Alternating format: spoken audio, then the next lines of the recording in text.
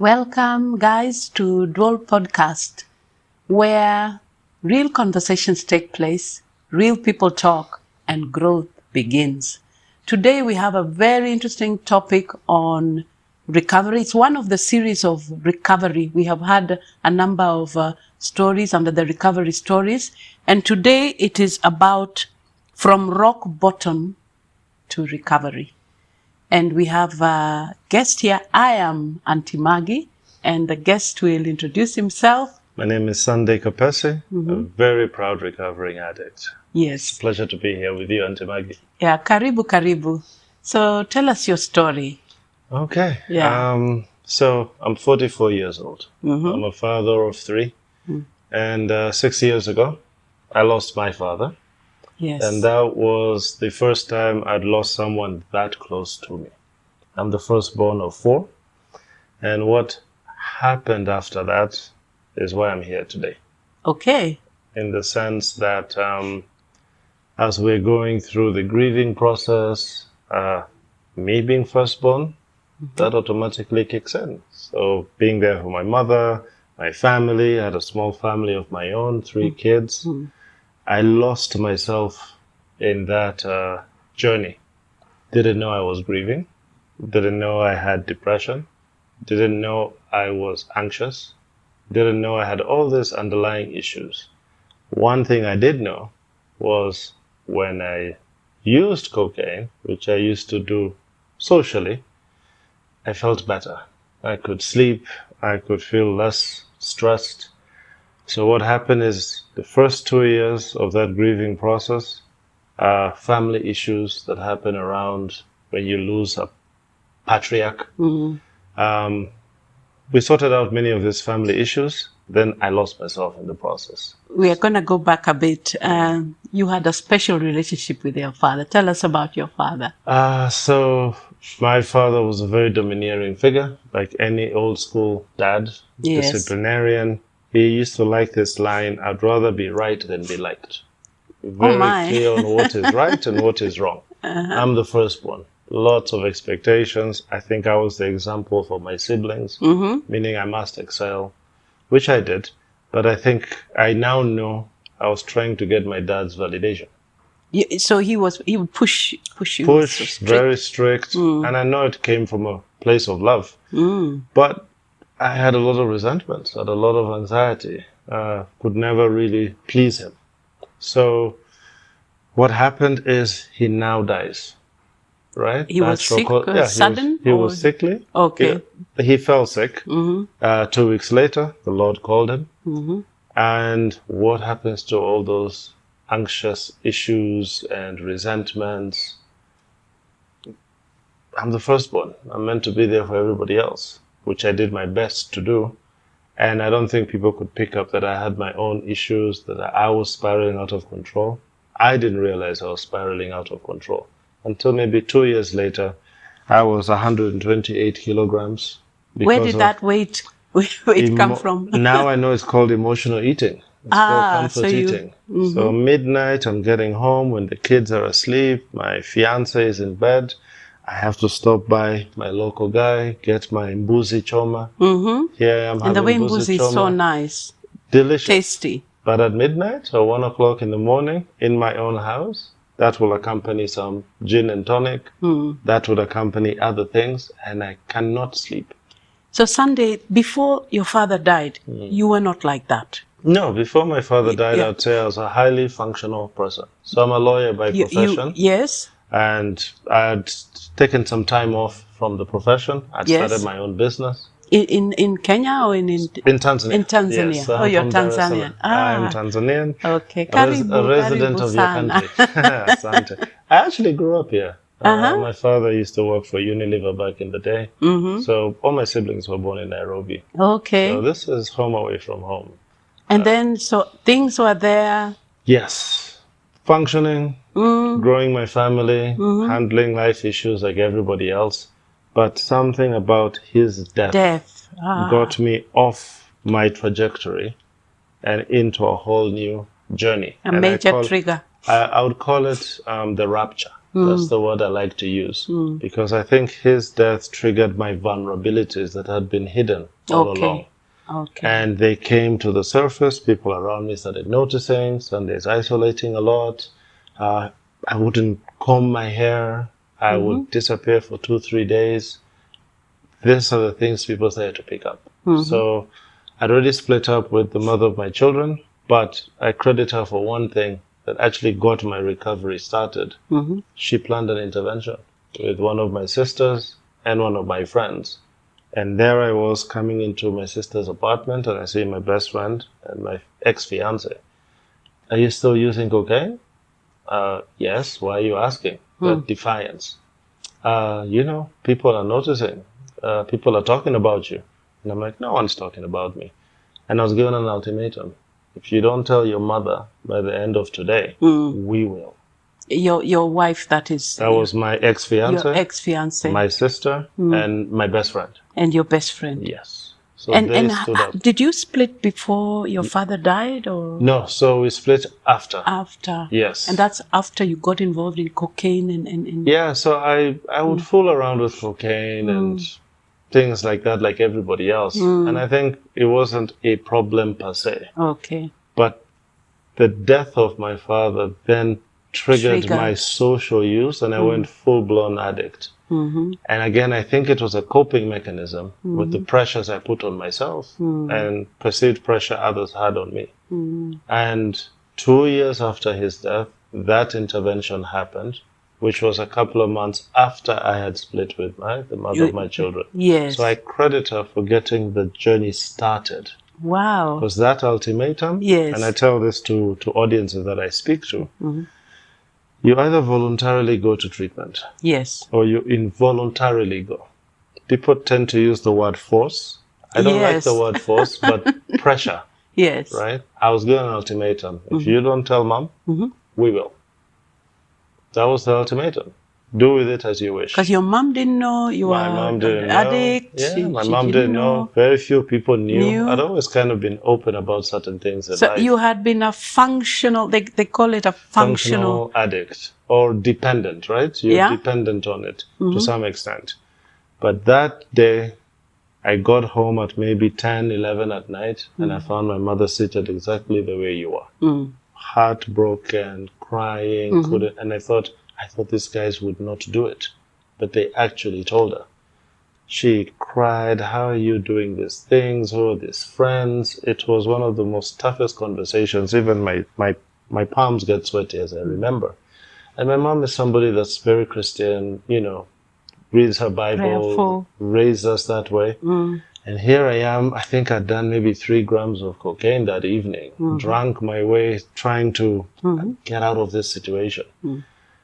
And there she is. Where did you begin doing this? Who's this devil that convinced you?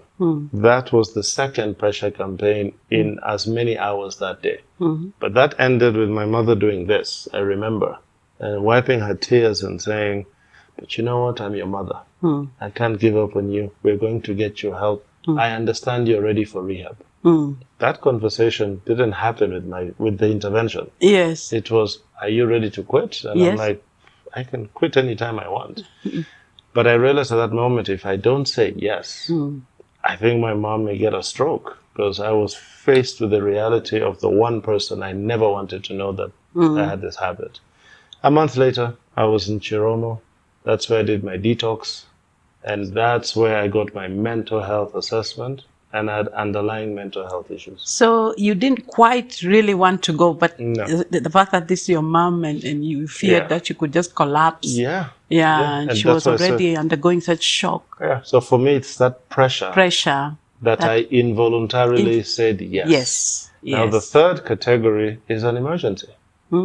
And I really feel for loved ones, because I work with families now. I'm training to be an addiction counselor at the moment. I'm studying at Kenyan University and at SAPTA, addiction treatment and addiction counseling, using my lived experience and what I'm learning in school. And I really feel for families because there's a difference between supporting and enabling. And that line is very blurred. You tell us the difference. I knew how to manipulate my mother. There's not a single addict in this world or alcoholic who doesn't know how to manipulate. Manipulation. And that is the drug, that is the alcohol. I don't think it's the person per se. Your brain has been rewired. You're desperate for that fix. So my point is this. I go to Chiromo. I get my mental health diagnosis. And this is the first time I'm told you have a condition called ADHD. Attention deficit hyperactive disorder. You are grieving. You have a grief-induced depression. I didn't know there was a depression that can arise out of From grief. grief. Yeah, oh yes, Right? yes. Yeah. I'm told you're a highly functioning anxious person. And I'm told you have insomnia. In the 2 years since my father passed, I didn't connect my lack of sleep to a sleep disorder. I just remember thinking, mawazo mengi. I'm always thinking, I'm always stressed. But I didn't realize it was the eating, emotional eating. Emotional eating. You said you had gained a lot of weight. Yes, yeah? emotional eating. The anxiety that I had, the depression I was going through, and the grieving. All of those, you combine them together, they exacerbated the addiction. So the addiction became worse to kind of self-medicate. Exact. That's the word I was looking for. Yeah. I did not know I was self-medicating. Self-medication. So here's myth number one that I have to bust. No one chooses addiction. Yeah. Nobody. But I know to the neurotypical person, the normal person, huwezi kuacha kunywa. Mbona kaka yako hanywi sana? You know, those kind of statements. No one chooses this. So guys who are in addiction, what I'm hearing is that it could be self-medication. So you have to screen your own mental health. Exactly. Yeah. In fact, I will own this. I am yet to come across an addict in recovery or alcoholic in recovery who doesn't have a core underlying issues. That's a research matter. Right? Yeah, I'm a mental health specialist, you know. Wonderful. Either it's mental, physical, emotional, spiritual. You're going through some crisis. Some gaps. If you can track that and then get to understand it, the root you cause. will manage your addiction better. Yeah. We tend to look at the symptom. You are high, you are drunk. Let's lock you up in a rehab for 90 days. You're eating well, you don't have the drug. You come out of there, umenona kidogo or umekonda kidogo, and people say you're cured. But what about the stuff that made you go in that direction? So for me, the discussion should always be, what's going on in your life?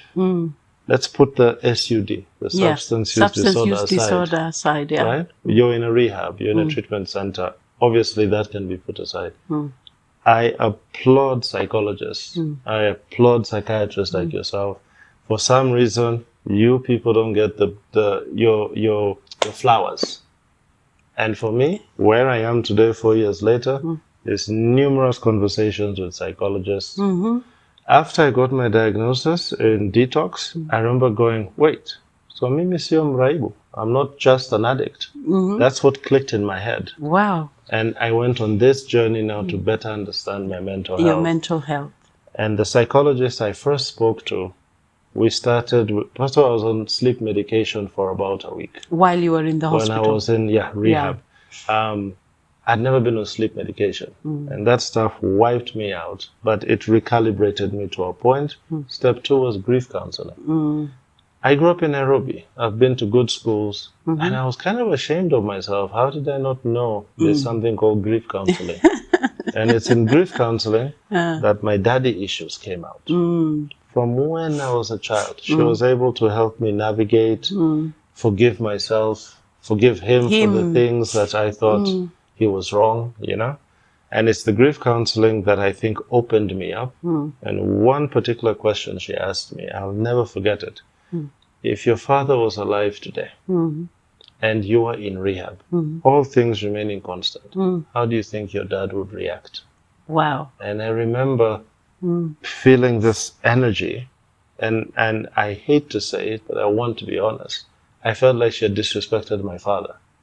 You disrespected your father? I felt like the psychologist had disrespected my father by that question.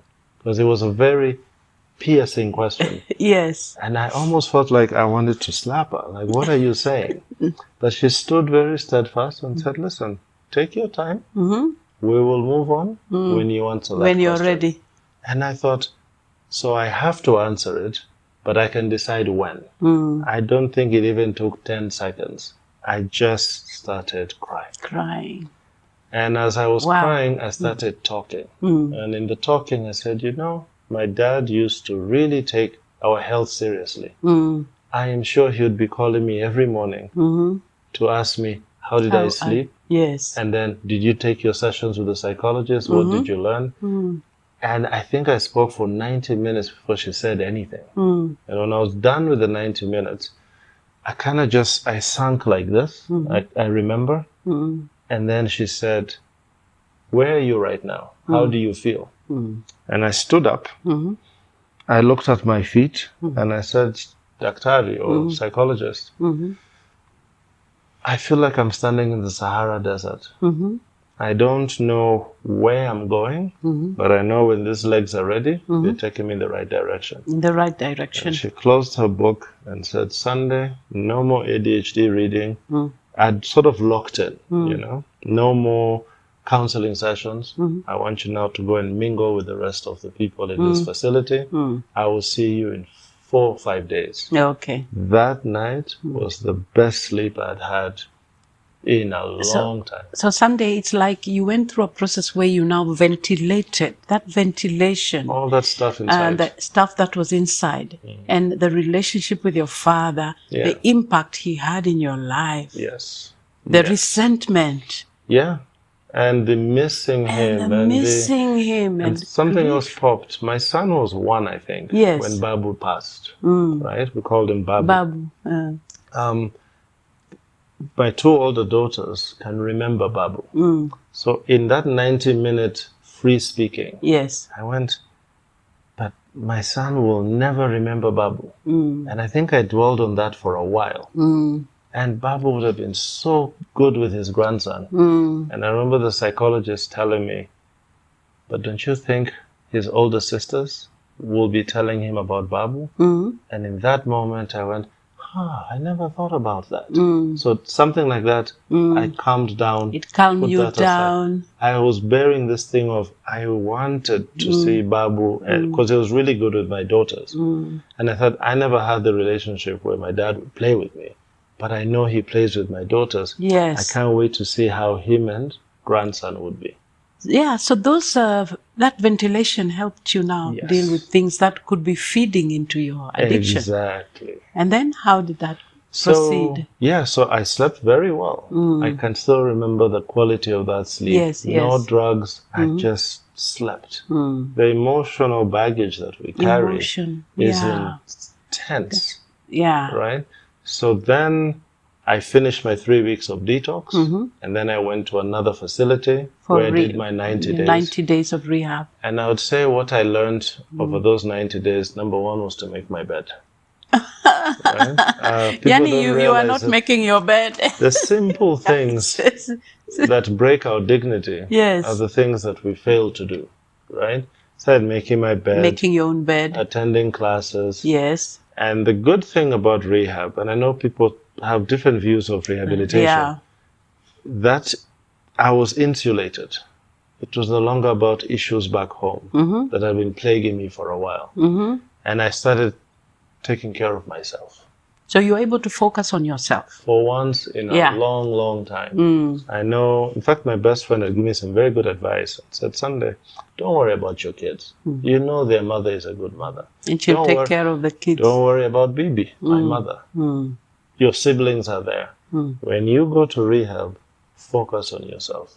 And you did. And his words were, you're your number 1 coach, number 1 champion, number 1 psychologist. Yes. That started kicking in about 4 weeks into my recovery, when I realized, okay, I am here.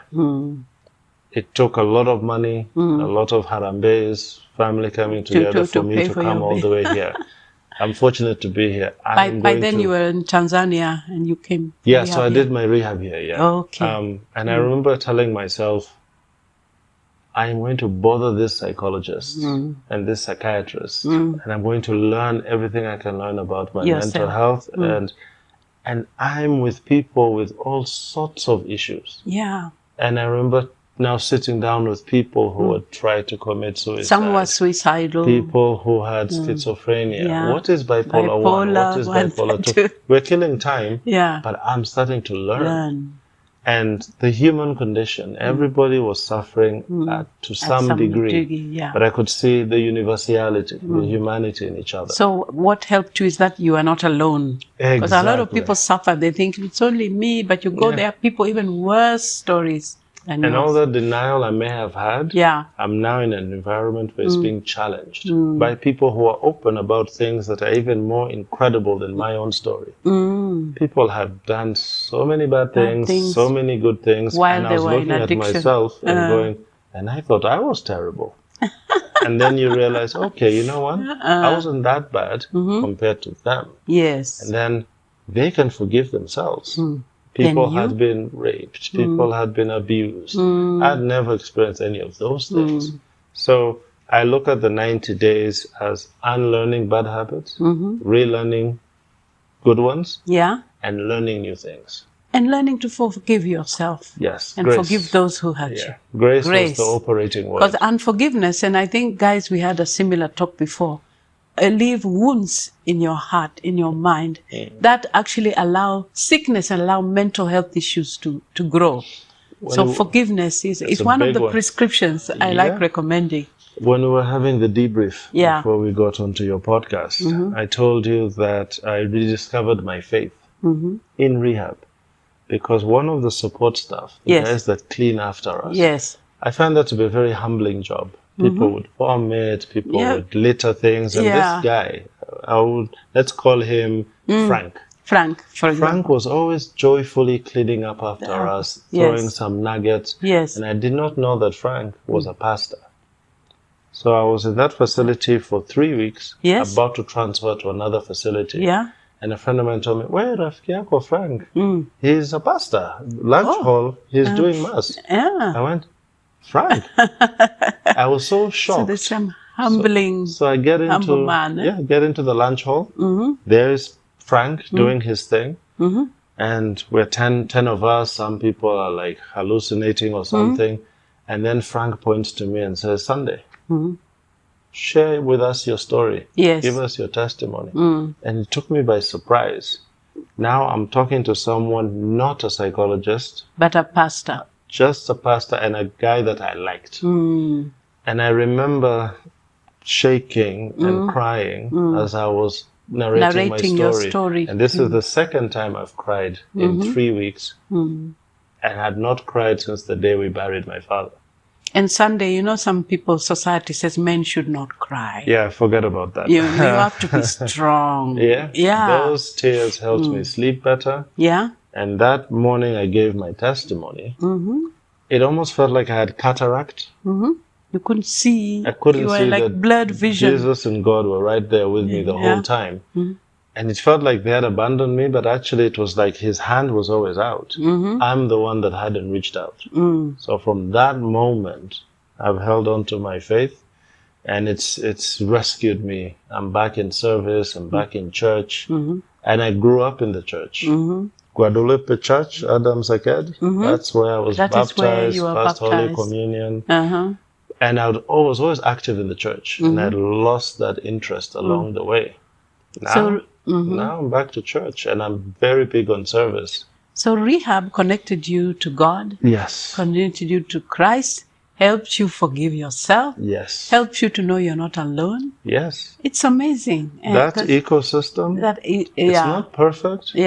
But Frank was a big part of my recovery. And if you're out there and you remember me, nakushukuru sana. And the conversations you're having. So you're only as sick as your secrets. And I told you, I applaud psychologists and psychiatrists because fixing broken men and women is not like knee surgery. It's not like knee surgery. That's true. Right? So you find ways and patience and everything. So to people who have been in rehab 2-3 times and they've not seen the light yet, And there are many. They've been to rehab more than many times. The only nudge I can give you is trust the process, do something different, open up to the psychologist or psychiatrist, and make the most of that opportunity. Yeah. So, guys, you can see this is very interesting. Let's have a short break before we go on to part 2. See you.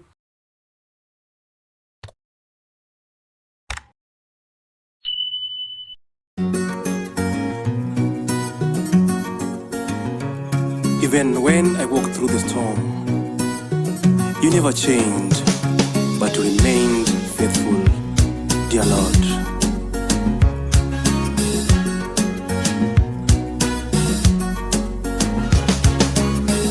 I thought it's over on my side, but you showed me it was not my end. When I had nothing left to give, Lord, you gave me strength to live again. Oh, faithful God, you never change. Yesterday, today, and forever.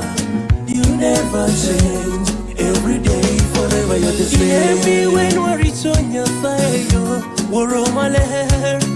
Inemi kedon ma wan nyithindi, Baba. Welcome back, guys. So Sunday, you were telling us a story of rehab. Yes. Yes.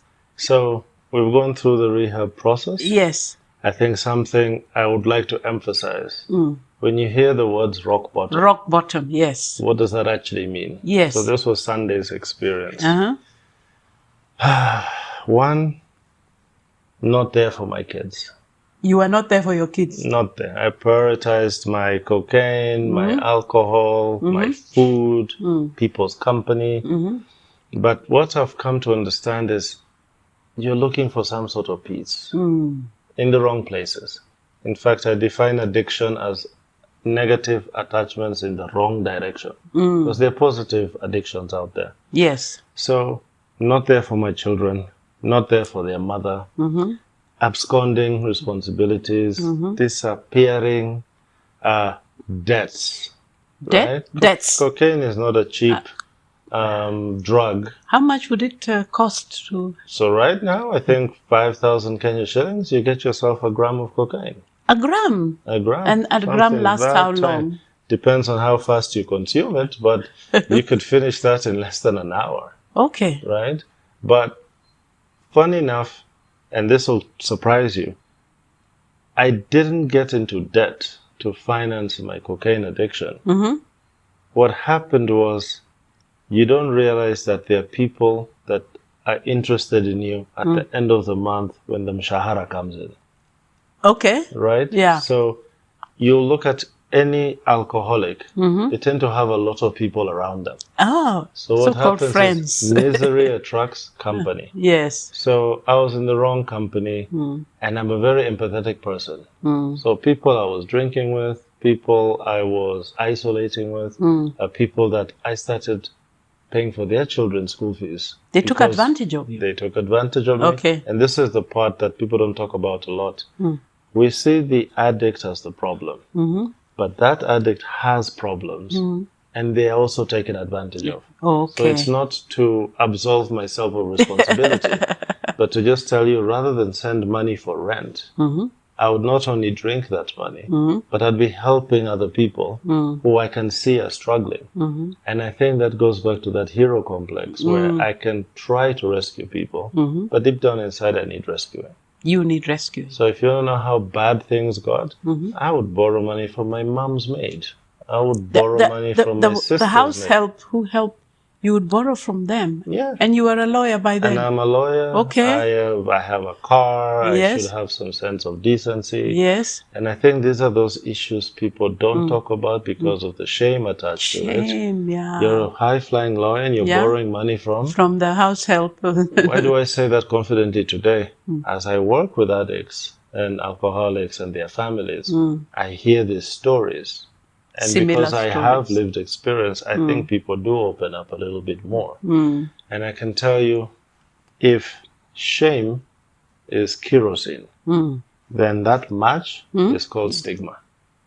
So stigma ignites this wave of silence, and it's like an explosion, rather than meet someone with compassion.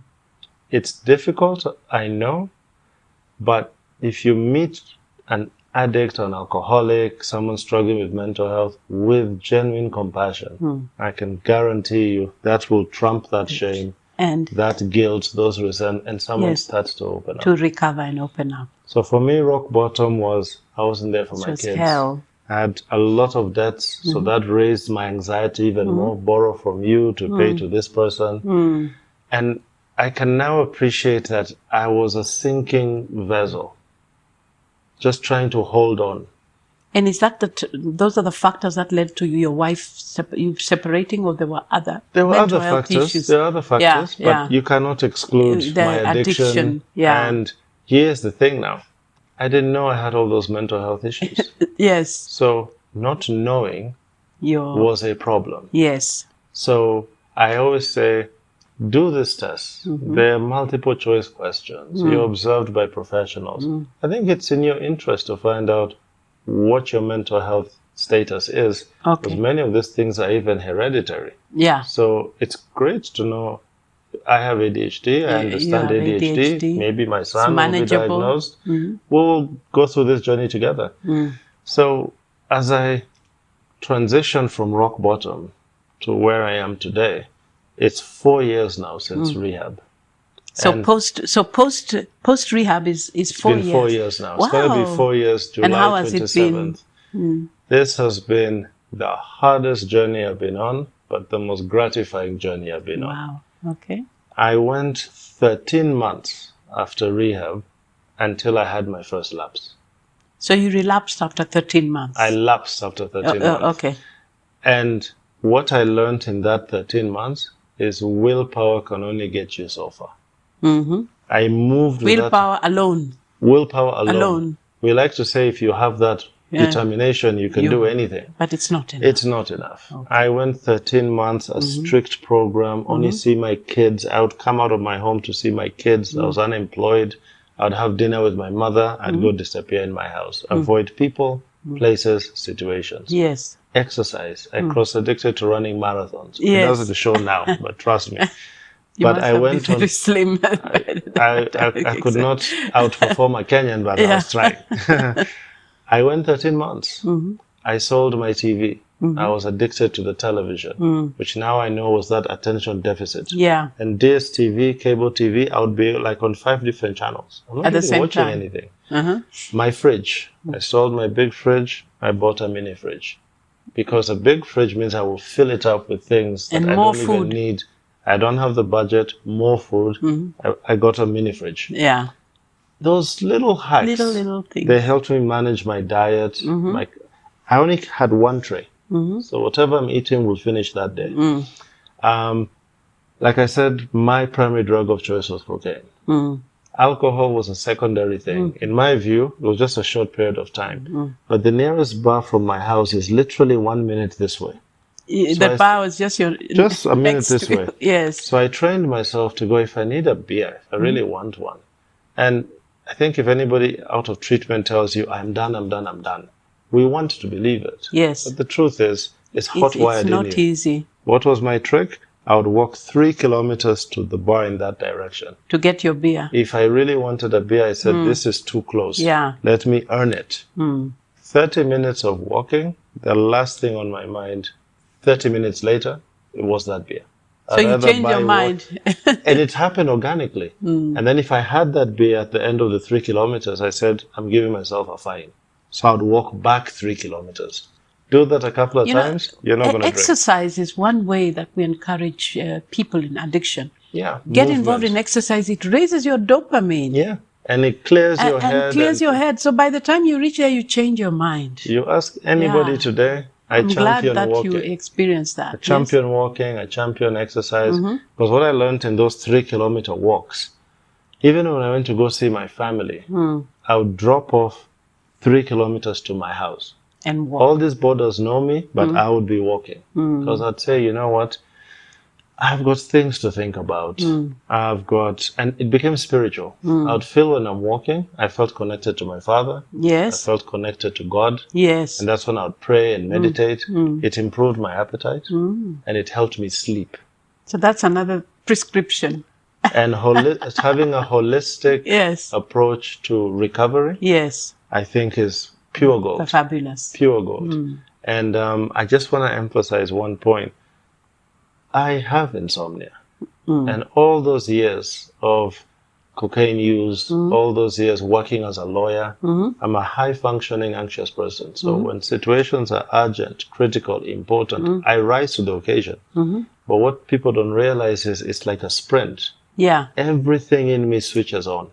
When that urgent issue, important issue, or critical issue is done, what happens to all that energy?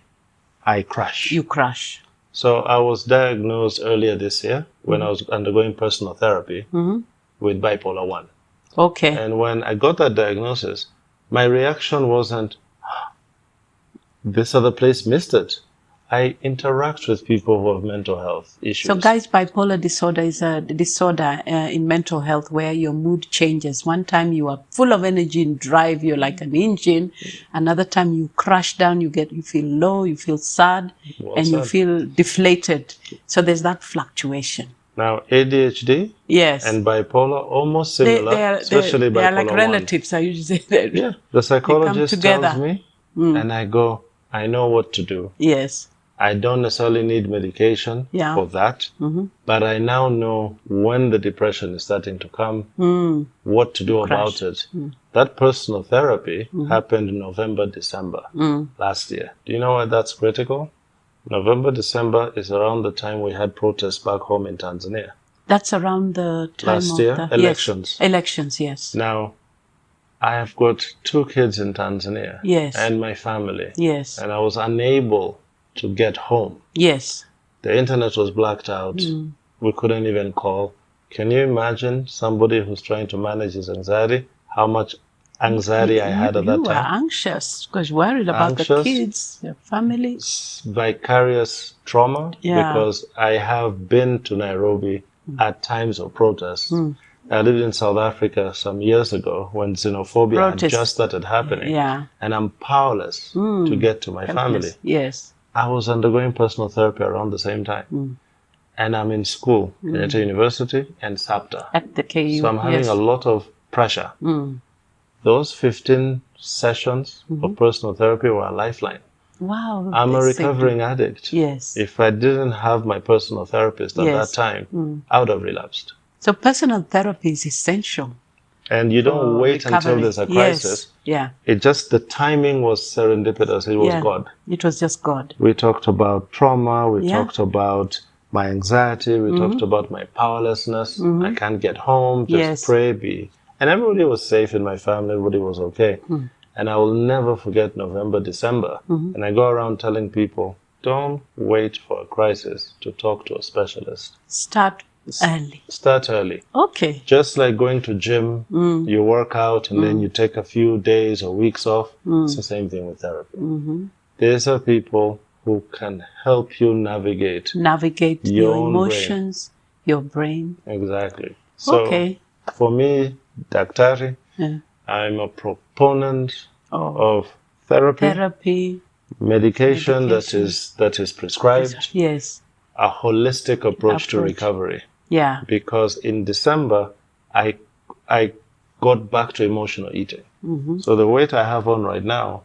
And Sunday, you're very tall. So I can imagine when you say you must have been a giant. 128 kilograms, 6'4". I remember the psychiatrist in rehab telling me, hypertension is knocking. Yeah. And then I find out from my mother that my grandmother had hypertension. Yeah. How did I not know this? The things we grow up that we're not interested in. Yes. Now I go around telling people, know your family history. Yes. One day it may help you. Your family history will always help you. Yes. So I manage my mental health. Oh, sorry, I was saying that in December I started emotionally eating again. Okay. So as I'm trying to resist the urges to get back to cocaine, I started emotionally eating. And I know I'm emotionally eating. But the second thing that happened is December, universities closed. all of a sudden I had about 45 to 60 hours a week of nothing. No studies, no. Why is this important? People recovering from addiction and alcoholism, boredom is a trigger. Well, you say a normal human being, keep yourself active, go for a walk. Engaged. For us, boredom takes a different trajectory. All of a sudden, that thing called addiction or that demon called alcoholism just comes knocking on your door. Right? Yes. And people are polyaddicts. That's something that's important to emphasize that we have alcohol, we have substances, we have behavioral addictions. Yes. We don't talk enough about behavior. What do you do when you're angry? What do you do when you have time? Yes. So Sunday, at that moment, with all that anxiety and trauma of what's happening back home, I reverted to eating. So you became addicted to eating? I started comfort eating again. Yes. Midnight, go out, look for chips and chicken, feel that relief, struggle to sleep because I shouldn't be eating at that hour. Yes. But I'm thinking, now I can rest a little bit. So addiction for many people is an escape, not the right one. But at least I now know I need to monitor my sleep. Yes. Because I can easily go 2-3 days without sleep. Because my mind and body is accustomed to that. Yes. So I trust the process. If I go to bed without anxiety, without depression, I may still be awake until 3-4 in the morning. And I go, Sunday, don't be frustrated at being frustrated. Just surrender, pray. I do a lot of journaling. I do a lot of writing. Oh, journaling is so... So I tell people, monitor your sleep, monitor your diet. Those two things, if they go unmanaged, can trigger relapses. So now we have just about 3-4 minutes, Can you tell us, what are you doing, right now with your time, with yourself? Yes. So this lawyer is now a very proud addiction recovery coach and counselor. Yes. I specialize and focus on capacitating families because the helper needs help. The focus is always on people like me. But I see it every day, the toll on wives, which makes me remember my fiance. Yes. My ex-fiance. I see the tolls on mothers, mothers-in-law. Yeah. So I try to guide them. I try to capacitate them to be able to separate support from enmeshment. I do a lot of mental health advocacy. I'm on podcasts. Thank you for this invitation, by the way. And that's why we called you here. And I really believe the number one problem is stigma. That, to me, when I got over that stigma by talking publicly about all of this stuff, coming out openly, I cannot lie. I think my recovery went into overdrive because I see families, I see friends hiding in that shame. I'm ashamed for you. Don't talk to anyone about this because it will make me look bad. So how do you help someone if you can't name the problem and if you can't support them? So I have to give credit to some things I've seen in Kenya. So I moved here in January to study. I've been to churches where the pastor and the senior leadership are on the dais and going, this is my daughter. She has bipolar 1. That is her therapist. Let us thank Dr. So-and-so. And I go, wow, we don't have this back home. Here, in some places, it is open. Yeah. I watch Citizen News. You'll always hear about this sector or this agency. The traffic police, they've got psychologists. Yeah. The army, I hear they've got counselors. Psychiatrists, psychologists. And they talk about this stuff. Nothing has inspired me more than lived experiences and seeing how your news, your podcasts, they're talking about this. Mental health, I think, is the number one problem in the world today. We thank God that that is happening. We give credit. A lot of the time you look at your country say there are a lot of negative things, but there are good things There's a that lot. are happening. So Sunday, I can call you in case, say, I have a client or a family who needs Yes. help. Yes. You're So- available to be called. Yes, so you'll find I have a website, www.mwangazawasande. You'll give One us so word. that we can post it Wonderful. on the page. My and a contact. Instagram, my social media, my number is online. I will walk with you. And I like case management. So if I identify a case few issues, I go, you should be talking to this type of psychologist or go to this type of facility. I facilitate Tanzanians who want to come to rehab or send their families to rehab. I'm enjoying that because you get lots of good care over here. And my dream, and I ask for your prayers, is that I can use this whole experience and open my own rehab in Tanzania someday. Oh, and if you need support, we are there. We can help you. I will hold you to we'd it. love to. Yeah. Yeah, so Sunday today is an addiction recovery coach and counselor in training. I do a lot of mental health advocacy. Congratulations on the decriminalizing of suicide. That's a big it deal. used to be a crime, but now Still it's a not. crime. We Many thank other God that places. the government has acknowledged that it's an illness. Amazing And now you don't have to direction. be arrested and go to jail because you tried to commit suicide. Yes. Or institutionalized. Yes. You are an emergency crisis situation. So- No one wants to just end their life. So Sunday, what are the key parting shots that you're going to give guys out there who are listening? Thank you for the opportunity. I want to end with maybe 3 or 4. One, you're as sick as your secrets. That's You're number as one. sick as your secrets. Right? So secrets are not very, very good sometimes. No, Yeah. they're not. Yeah. 2, if my addiction was the mess that I created, then it's in that same mess that I'm trying to create a positive message. And if you know of anyone who speaks about addiction or mental health, you should cheer them on. It's not easy to be vulnerable. We look down on vulnerability. Yeah. And I think that's what slows down recovery. Yes. Vulnerability, to me, is being a very strong person. To be able to admit, I have these issues, I'm working on these issues. And number 3, no one chooses addiction. Addiction chooses you, Wow. but no one chooses addiction. And lastly, special thank you to everyone working in this space. Psychologists, psychiatrists, addiction counselors, support groups. I wish, you see HIV and AIDS today, Yes. the stigma isn't there. No. So if you think of the very first people who came out about their Open conditions, about the HIV, they were stigmatized. and I think everybody can remember of a certain generation, those particular heroes. I think mental health is going through the same trajectory. We have people today, not just myself, who talk about the things we are ashamed of. And they're taking bullets for those coming after them. Let's normalize these conversations. Let's not stigmatize. And I'd like you to add another parting shot, being a firstborn man, and what society expects from a man and a firstborn. And a lot of our firstborn guys are quiet. They don't know how to start. So much is expected from them. Thank you for highlighting that. I read a quote that said, if you tune into social media, you'll see happy pictures of people that are dying a quiet death. And what does that mean? I'm smiling. Look at me with my car. Look at me with my wife. Yeah.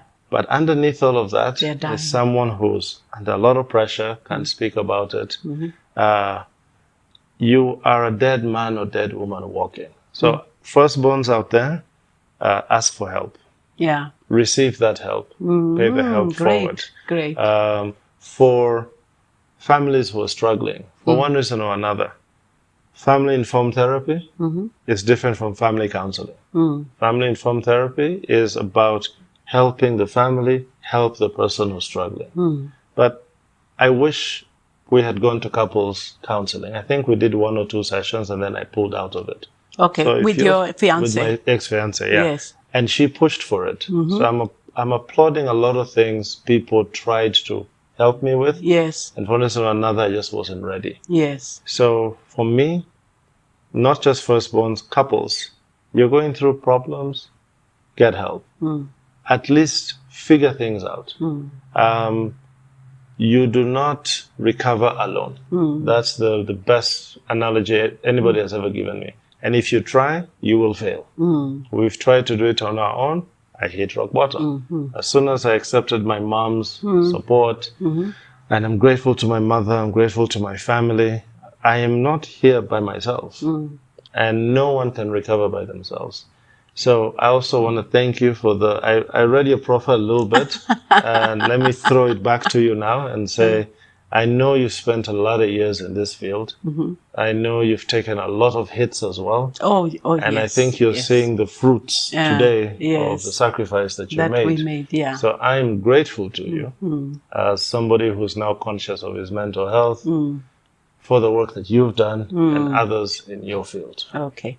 And like we both talked about it, God, ultimately, Yes. God we must above, thank him for everything every day. in all these spaces. Yeah. So otherwise, thank you very much for this very sana. interesting testimony and something that will help people out there. Thank you, guys, for listening.